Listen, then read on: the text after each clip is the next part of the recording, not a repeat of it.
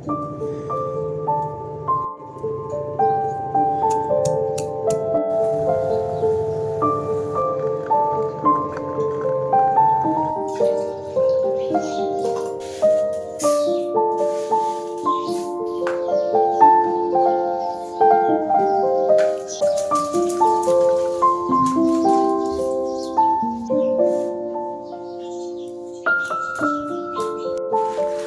જો આ સિંગા છે ને એ સેવ અને છાશ વાળું બધું શાક છે ને એ બનાવે છે. તો જો સરસ મજાના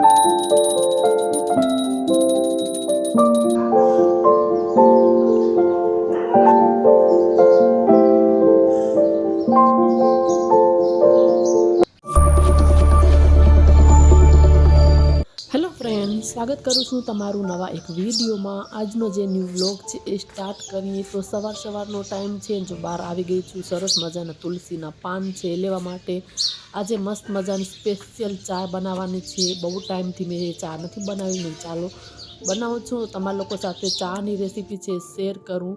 તો એના માટે જો ગુલાબના પાંદડા છે, દેશી ગુલાબ, ઇંગ્લિશ ગુલાબ એ લીધા છે, તુલસીના પાન, એક તજ, એક લવિંગ, 2 મરી અને આદુનો ટુકડો છે ને એ લઈ લીધું છે. જો આવી રીતે ખાંડડી દસ્તામાં એને અધકચરું આમ દરદરું છે એ પીસી લઈશ. તો આ ચા છે ને બહુ જ મસ્ત લાગે છે. ક્યારેક ક્યારેક હું બનાવું છું, જ્યારે મને મન થાય કે આજ ઘણા દિવસથી મેં આ ચા નથી પીતી.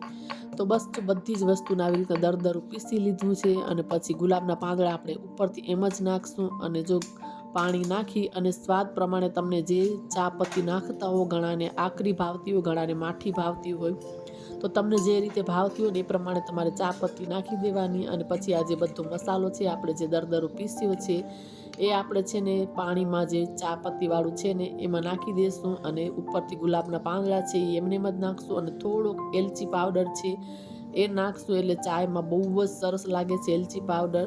તો જો ચા અહીંયા ઉકળી ગઈ છે ને એટલે એલચીનો ભૂકો છે એ નાખ્યો છે. જે મસાલો આપણે પીસ્યો છે ને એ નાખી દેવાનો. તો શું અંદર આદુની ને તુલસીની ને એલચીની બધો જ એટલો ફ્લેવર અંદર આવે છે ચામાં. એટલે મેં ચાલો હું બનાવતી હતી તો તમારા લોકો સાથે મેં ચાની રેસીપી છે ને શેર કરું. એટલે ટી રેસીપી બહુ જ આ ટાઈપની સરસ લાગે છે. અને પછી જો ઉપરથી છે ને દૂધ છે એ નાખ્યું છે. બસ હવે આપણે આને ઉકળવા દેશું, ઉકાળી લેશું થોડી વાર. પછી આપણે એને ગાળીને પીશું, એટલે બહુ જ ટેસ્ટી લાગે છે પીવામાં. તો સરસ મજાની જો આપણી ચા છે ને મસાલાવાળી તો એ બનીને તૈયાર છે. અને હવે બેસીને હું એકદમ આરામથી ચાને માણીશ, એન્જોય કરીશ પીવાનું, કેમ કે બહુ જ ટેસ્ટી લાગે છે. અને પીવામાં તો શું એનો ટેસ્ટ, કેમ કે હું શબ્દોમાં તો ના કહી શકું. તમે લોકો એક વખત જરૂરથી ટ્રાય કરજો આવી રીતના, કે તમને ખબર પડે કે કેવો ટેસ્ટ લાગે છે. તો જો બેસીને આરામથી ચા નાસ્તો છે એ કરું છું. અને પછી આવી ગઈ છું રસોડામાં. એ જ આપણા જે નાના મોટા બધા જ ઘણા એટલા કામો હોય છે.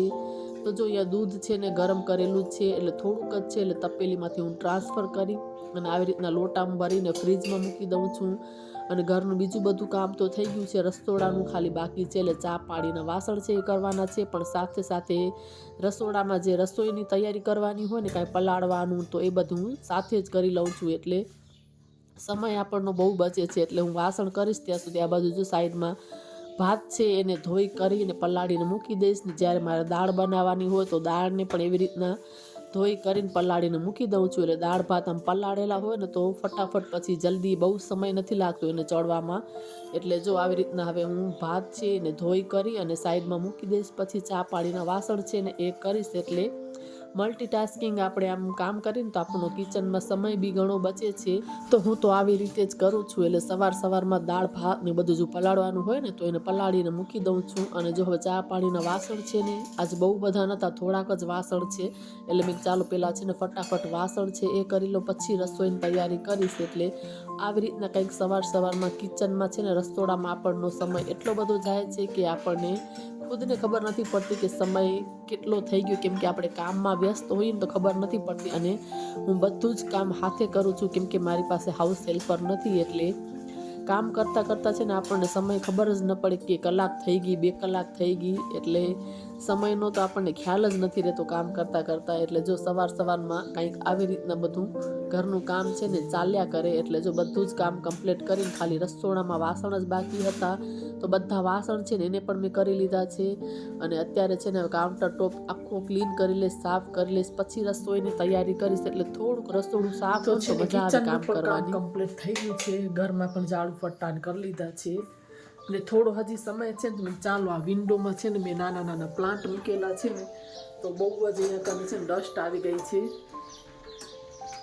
તો જો એટલી બધી ધૂળ થઈ ગઈ છે ને, એટલી બધી આમ ધૂળ આવી ગઈ છે ને, તમે ચાલો એને અહીંયા સાફ કરી લઉં. તો આ ઘરની જો એન્ટ્રન્સ છે ને ત્યાં એક આવી વિન્ડો છે જે હું ખુલ્લી નથી રાખતી, કેમ કે એન્ટ્રીમાં જ વિન્ડો છે ને એટલે આવા જવામાં મુશ્કેલ થાય છે. એટલે મેં આવી રીતના છે ને પ્લાન્ટ ઓર્ગનાઇઝ કરીને મૂક્યા છે. પણ બહાર એટલી બધી ધૂળ ઉડતી હોય છે કે થોડા ટાઈમે આપણે સફાઈ કરીને તો પણ તમે જોઈ શકો છો કેટલી બધી ડસ્ટ આવી ગઈ છે. અને આમે બી ઘરનું કામ થઈ ગયું તો મેં ચાલો હજી રસોઈની પણ વાર છે ને તો ત્યાં સુધી અહીંયા કને એકદમ સારી રીતે ક્લીન કરી લઉં, સાફ કરી લઉં. તો જો આવી રીતના અહીંયા સફાઈ કરી લઈશ, કેમ કે બહારની સાઈડ છે ને ડસ્ટ બહુ જ ઉડે, એટલી બધી ધૂળ આવી ગઈ છે. એટલે ટાઈમ ટુ ટાઈમ એને બી સાફ કરવું જરૂરી છે. પ્લાન્ટ રાખવાનો શોખ તો બહુ જ થાય, પણ એની કેરિંગ કરવાનું અને થોડું ઘણું કામ પણ વધી જાય છે. એટલે મેં ચાલો સાથે અહીંયા કને ક્લીન કરી લઉં, સાફ કરી લઉં. તો આજકાલ છે ને ઠંડી હતી ને એટલે થોડા ઘણા બધા જ પાન છે ને બધા જ પ્લાન્ટ્સમાં ખરવા લાગ્યા છે. તો જો અહીંયા કને સારી રીતે મેં ચાલો સફાઈ કરી લઉં, કેમ કે ડસ્ટ ઉપર બધે પાંદડા ઉપર આવી જાય છે. એટલે બધા પ્લાન્ટને સારી રીતે એકદમ ક્લીન કર્યા, સાફ કર્યા. એટલે બધા કુંડા છે ને એને પણ મેં સારી રીતે બધા લૂછી લીધા. અને જે સૂકેલા પાંદડા હતા ને એટલે થોડાક આવી રીતના હાથેથી આમ ઝાડી લીધા. એટલે બધા જે વધારાના એવા સૂકેલા પાંદડા હોય ને જે નીચે ખરી જાય. અને પછી સારી રીતને એકદમ સાફ કરી લૂછી અને પાછા એને એવી રીતના મસ્ત રીતે ઓર્ગનાઇઝ કરીને મૂકી દઈશ. એટલે એન્ટ્રીમાં છે ને બહુ જ મસ્ત લાગે છે. અને આ જે નીચે સૂકેલા પાંદડા છે ને એ પણ છે ને હું ફેંકીશ નહીં, પાછા જે પ્લાન્ટની અંદર જ આવી રીતે મૂકી દઉં છું. એટલે જ્યારે આપણે પાણી નાખીએ ને તો ઉપર પાંદડા ભીના થાય તો મોઇસ્ચર એની અંદર રહે છે, એટલે જલ્દીથી બહુ પાણીની નથી જરૂર પડતી. એટલે જો આવી રીતના રાખી દીધા છે એટલે ખાતર તરીકે પણ એ પછી બની જાય છે. અંદરથી બહુ લોંગ ટાઈમ થાય ને એટલે ખાતરના રૂપમાં થઈ જાય છે. તો જો એન્ટ્રીમાં કંઈક આવા સરસ લાગે છે ને વચ્ચેવાળું તો બહુ જ મસ્ત ઊંચું થઈ ગયું છે એકદમ પ્લાન્ટ. અને હજી પણ સમય હતો તો મેં કીધું ચાલો થોડું ઘણું હજી છે ને અહીંયા કને જો ટીવી યુનિટ છે ને ત્યાં આવી રીતના ફેક નાના પ્લાન્ટ મેં આવી રીતના મૂકેલા છે. તો એના ઉપર બી મને થોડીક ડસ્ટ દેખાતી હતી તો મેં સાથે એને પણ ક્લીન છે ને કરી દઉં. તો જો આ સિંગા છે ને એ શેકવાના છે. તો મારા હસબન્ડને બહુ જ ભાવે છે એટલે મેં ચાલો થોડાક છે ને શેકી નાખું તો ખાવામાં બહુ જ મસ્ત લાગે છે. જો અહીંયા મટ્ટીની તાવડી ગરમ થવા માટે મૂકી દીધી છે. બસ જો આવી રીતના સિંગા છે શેકી લેશું. આમાં મટ્ટીની તાવડીમાં શેકીને એકદમ ખાવામાં મીઠા લાગે છે. એટલે બધું ચાલો જેવા જોઈએ ને થોડા શેકું છું. તો બસ આટલા શેકીશ એટલે 1-2 દિવસ ચાલશે. પછી પાછા બીજા છે ને એ શેકી લઉં. એટલે જે ખરાબ છે ને હું કાઢી નાખું છું. તો જો સરસ રીતે ધીમા તાપે જાને શેકશું તો ખાવામાં છે ને બહુ જ સરસ લાગે છે. એટલે મારા હસબન્ડને બહુ જ ભાવે એટલે ચાલો શેકી નાખું. તો એ બપોરના કે ક્યારેક સાંજે કે થોડા એવી રીતના ખાય એટલે ખાવામાં બહુ જ મસ્ત લાગે છે. એટલે ચાલો એક બાજુ જો ભાત મૂક્યા છે અને પહેલા એને શેકી લઉં. અહીંયા અને લોટ પણ બાંધી લીધો છે. આવ્યો જો બાંધીને આવી રીતના ટ્રાન્સફર કરી દીધો છે. અને શાકની હવે રાહ જોઉં છું કે કોઈ શાકવાળા ભાઈ ઘર પાસે આવે ને તો શાક લઈ લઉં. એટલે ત્યાં સુધી મેં સિંગાને શેકી લઉં, કેમ કે શાકવાળા ભાઈ બધા છે ને કંઈક 11-1 વાગે ને ત્યારે 3-4 બધા આવે છે. એટલે ત્યારે કંઈક શાક જોઈ લઈશ. તો જો સરસ મજાના શેકાઈ ગયા છે. એટલે બહુ છે ને આકરા મારા હસબન્ડને નથી ભાવતા, આવા લાઇટ છે ને એવા જ એમને ભાવે છે. એટલે જો સરસ રીતે મસ્ત મજાના શેકાઈ ગયા છે. એટલે આપણે ગેસ બંધ કરી દઈશું, કેમ કે બહુ ડાર્ક છે ને એ પછી હું નથી કરતી. એને બહુ અવોઇડ, એને આવી રીતના લાઇટ હોય ને એવા જ ભાવે છે. એટલે જો સરસ રીતે શેકાઈ ગયા છે. હવે ગેસને કરી દઈ બંધ.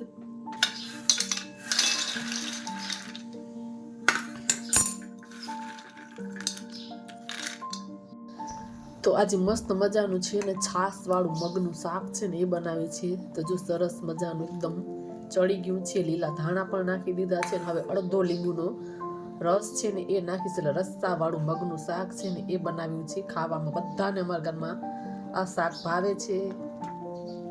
તો આ છે નેક્સ્ટ દિવસ. પછી મેં કાંઈ શૂટ નહોતું કર્યું. તો જો સવારનો ટાઈમ છે, સવારના નાહી ધોઈ અને ભગવાનની પૂજા છે એ કરું છું. તો સવારના સૌથી પહેલું કામ મારું એ જ હોય છે કે બસ આવીને સીધા ભગવાન પાસે પ્રે કરું છું કે આખો દિવસ છે જે સારો થાય, પોઝિટિવ એનર્જીની સાથે જાય.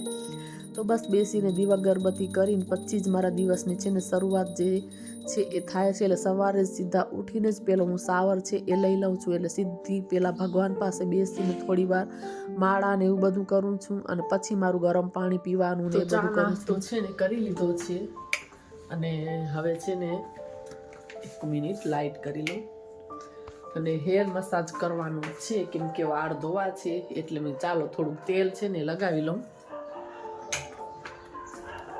પછી છે ને બપોરે માથું ધોવાઈ જાય. એટલે વાગ્યા છે 9 અને ઘરનું કામ પણ કરવાનું છે. પણ પહેલાં છે ને મસાજ દઈ દઉં હેરમાં. એટલે થોડી વાર બપોર સુધી રહે ને પછી બપોરે જમી કરી કામ કરીને પછી હેર વોશ થઈ જાય. તો જો આ બદામનું તેલ છે ને એ હું નાખીશ આજે. એટલે અલગ અલગ તેલ છે ને હું થોડા ટાઈમે નાખું, ટોપરાનું, બદામનું, દૂધીનું. એટલે એવી રીતના અલગ અલગ ટ્રાય કરું. ઉનાળામાં વધારે પડતું હું દૂધીનું યુઝ કરું છું અને ક્યારેક બદામ ને ટોપરાનું. વધારે પડતું ઉનાળામાં તો દૂધીનું જ યુઝ કરું કેમ કે મને વધારે ગમે છે. પણ શિયાળામાં છે ને પછી બહુ જ ઠંડુ લાગે દૂધીનું. એટલે દૂધીનું પછી હું શિયાળામાં કાં તો બદામનું નાખું અને ટોપરાનું પણ હું ઓછું નાખું પણ ક્યારેક વધારે તો પછી હું શિયાળો હોય ને તો બદામનું જ યુઝ કરું છું. હમણાં વચમાં એક વિટામિન ડીનું જે ઓઇલ હતું ને એ હું યુઝ કરતી હતી કેમ કે વાળ બહુ જ ઉતરતા હતા. એટલે હજુ છે ને બધું જ ઘરનું કામ બાકી છે. પણ મેં ચાલો સૌથી પહેલાં છે ને પોતાને થોડું ધ્યાન રાખવું, કેર કરવું જરૂરી છે. એટલે મેં ચાલો હેર મસાજ કરવાનું હતું, નહીં તો હું રાત્રે નાખી દઉં ઉનાળામાં અને બીજી દિવસે વોશ કરી નાખું. પણ આજકાલ થોડી મારી તબિયતના કારણે હું છે ને આખી રાત પછી છે ને તેલ નથી રાખતી કેમ કે બહુ જ મને શરદી રહે છે. એટલે પછી વધારે મને બહુ લાગે છે. એટલે આજકાલ નથી રાખતી. એટલે ચાલો સવારમાં ચા નાસ્તો કરી અને પહેલું તો છે ને હેર મસાજ કરી લઉં. એટલે પછી બધું ઘરનું કામ કરું ને તો પછી વાંધો ના આવે. તો જો સરસ રીતે અહીંયા મસાજ દઈ દીધું છે અને હવે છે ને હેરને આવી રીતના બાંધીને એમને જ મૂકી દઈશ. એટલે બપોર સુધી બધું ઘરનું કામ કરીશ, રસોઈ કરીશ, જમી કરી અને પછી છે ને હેર વોશ કરીશ. એટલે થોડી વાર તડકામાં બેસું તો જલ્દીથી છે ને વાળ સુકાઈ જાય. એટલે આવી રીતના કંઈક આજકાલ છે ને હું કરું. તેલ નાખીને આવી રીતના વાળ છે ને બધા જ બાંધી લીધા છે અને બપોરના છે ને હેર વોશ કરીશ. અને હવે બધું ઘરનું કામ છે ને એ સ્ટાર્ટ કરવાનું છે કેમ કે બધું જ કામ છે ને હજી બાકી છે. ખાલી ચા નાસ્તો ને એ જ બધું કમ્પ્લીટ થયું છે. તો આ હતો આજનો આપણો નાનકડો વિડીયો સારો લાગ્યો તો જરૂરથી ચેનલને સબસ્ક્રાઇબ કરજો, વિડીયોને વધુ લાઈક કરજો, શેર કરજો અને ચેનલમાં રહેજો કન્ટિન્યુ. તો આજનો વિડીયો આટલો જ. ફરી પાછા મળીએ નવા એક વિડીયોમાં. ત્યાં સુધી બધાને બાય બાય.